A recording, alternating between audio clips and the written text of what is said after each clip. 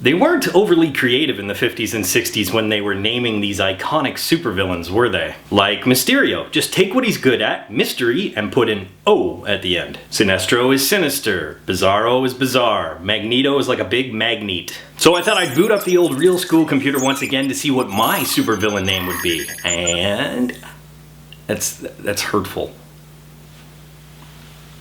No, you just read the thing. This was the perfect movie to come out on the 4th of July weekend to remind Americans what they're all about. Going to Europe and ruining things for everybody. I mean, if Spider-Man just sewed a Canadian flag to his stuff, things would have gone a lot smoother.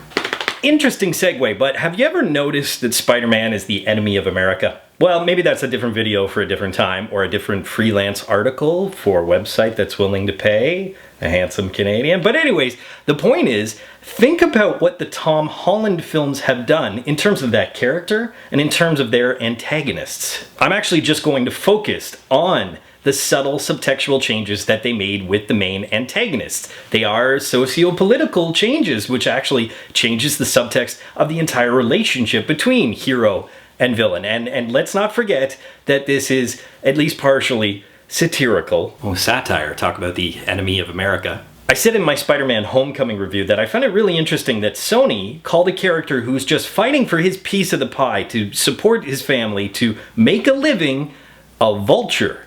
Almost like it was a societal war they were trying to start. And here are little spoilers when it comes to Far From Home. We have Mysterio, a man who leads a team of ex-Stark employees who were mocked openly by the privileged 1%.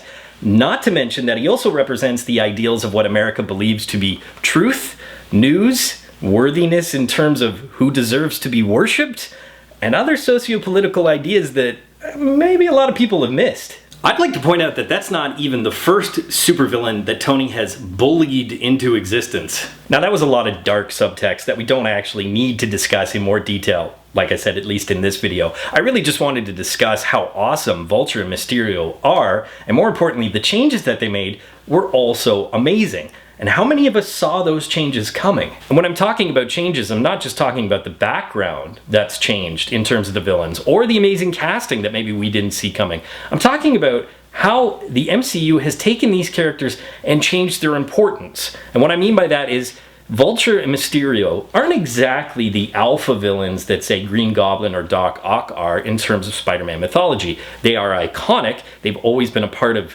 some incarnation of the Sinister Six, but on their own, they're somewhat secondary. So to make them truly important in these last two Spider-Man films, that's insane. And yet, they knocked it out of the park. So why is that? I mean, it can't just be Disney, right? Well, no, because if you think about Disney's early MCU films, one of the biggest complaints was how one-dimensional a lot of their villains were. 90% of them. But now, seemingly with Phase 3 almost consistently, they've changed that. They've made these villains relevant, topical, subtextual, and I applaud them for the adaptations that they made to Mysterio. Think about how one-dimensional Mysterio could be. His background just being a failed stunt performer slash actor who turns to crime using his illusions. Alright, great. Nothing special, but then in these movies, he's so much more. But not the most impressive thing about Mysterio. Remember when Doctor Strange came out and they seemingly ripped those trippy magic dream sequences right off the pages of Steve Ditko's original art? Well, Spider-Man Far From Home said, hold my LSD. Those Mysterio illusion sequences in the latter half of the film are amazing. They are beautiful, they're twisted, they're trippy.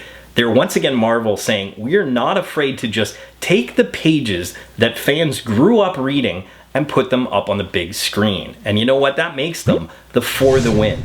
But for one more really important reason. Notice how this entire review thus far has been all about Mysterio. Yeah, my review is really split down the middle because I actually think that those latter sequences, what they did with Mysterio and the second half of the film, saved the movie for me. Now, that's not to say that the first half of the film is unwatchable. I just felt that at times they tried to do too much, and at times they really played it safe. The first half of the film, I felt, spent way too much time on story elements that fell flat, most notably the teenage drama and the school trip.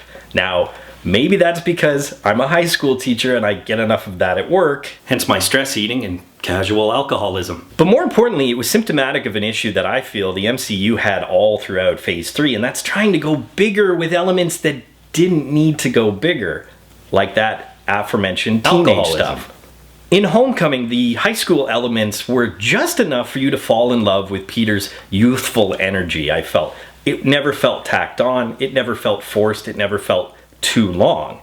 And if you consider all of that and how many subplots there were in that movie, it was a very well-balanced film. His surrogate father-son relationship with Tony, his social life, his love life, Peter trying to balance school and being a hero. It just really shows that the true heroism comes in balancing that film. But in Far From Home, they took all the little things I loved about Homecoming and took them too far.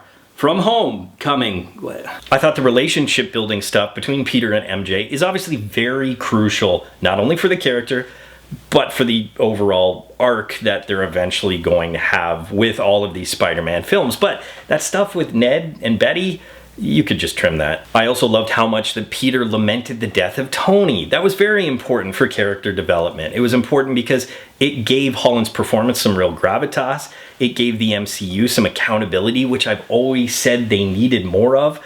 But then Happy kind of stepped in as a surrogate father figure in this movie and kind of got in the way of that. Maybe I'm just jealous now that I know Aunt May is into big men. Even the funny little touches in Homecoming that I loved, they blew way out of proportion. I never needed Mr. Harrington to be a main character. I just needed him to be full of apathy and sarcasm like some other teachers I know. And I sure as hell didn't need that much JB Smoove. For me, Spider-Man Far From Home is a tale of two films. The high school drama that I felt kind of fell flat, and the Spider-Man adventure that I felt did really well. The first half of the film being filled with that shoehorned, forced comedy that Marvel's really known for, especially in Phase 3, and the Mysterio storyline being full of topical, relevant, and subtextual writing. Put them together, they're certainly an earn it, but Marvel, much like a high school boy trying to get a date, sometimes you don't have to try so hard. Poll question, now that Phase 3 is over, what was your favorite Phase 3 film? As always, leave your answers in the comment section below. But until next time, school's out. Hey Real students, thanks for watching. If you want to subscribe to Real School, click that round Real School logo right beside me. Also click that damn notification bell so you're aware of all of Real School's new content. You can follow me on Twitter, and of course, if you get anything out of Real School, you can always give a little back. Just click the link in the description below or the button down there, and you can become part of my Patreon team.